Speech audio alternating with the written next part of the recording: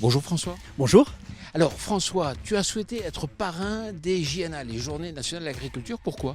Tout simplement parce que nous sommes face à un défi majeur, ce défi démographique qui caractérise aujourd'hui les agricultures françaises. Il ne faut pas oublier que d'ici 2030, c'est pas moins de 50% des chefs d'exploitation qui auront l'âge de partir à la retraite.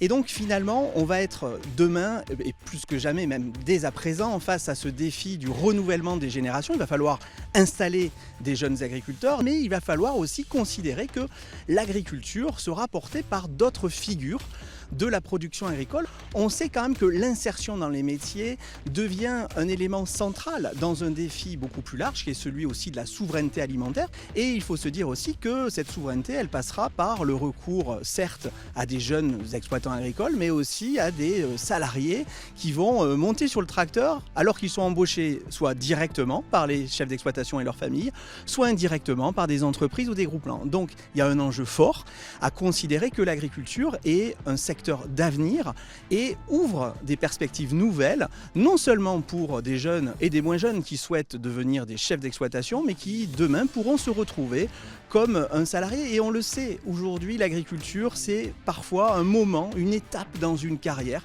et c'est important de le dire, plus que jamais l'agriculture a besoin de bras mais aussi de têtes pour assumer ses grandes fonctions. Alors François, dans ton dernier ouvrage, on en a beaucoup parlé, en fait, tu casses quelque part l'image d'une agriculture française qui soit homogène, tu montres qu'elle est diverse et ces journées donc, nationales d'agriculture, c'est aussi l'occasion de montrer cette diversité.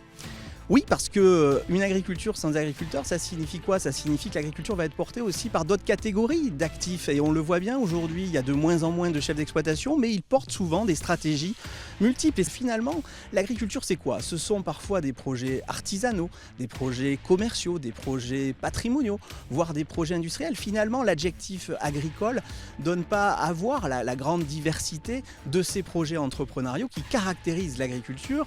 Une agriculture qui, justement, peut insérer différemment, puisque finalement un chef d'exploitation qui porte un projet va proposer des métiers d'une grande diversité et des métiers qui ne renvoient pas simplement à des situations de précarité, mais qui renvoient aussi à des métiers d'une haute complexité, d'une haute technicité.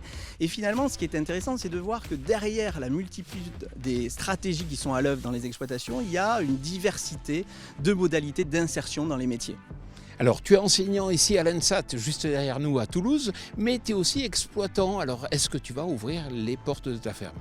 Oui, une petite ferme familiale située dans l'Hérault, dans laquelle je cherche à œuvrer aussi pour son maintien. Et je suis à l'image de ces 30% aussi de chefs d'exploitation qui ont un pied dedans, un pied dehors et qui considèrent encore important le maintien de ces structures d'exploitation de type familial.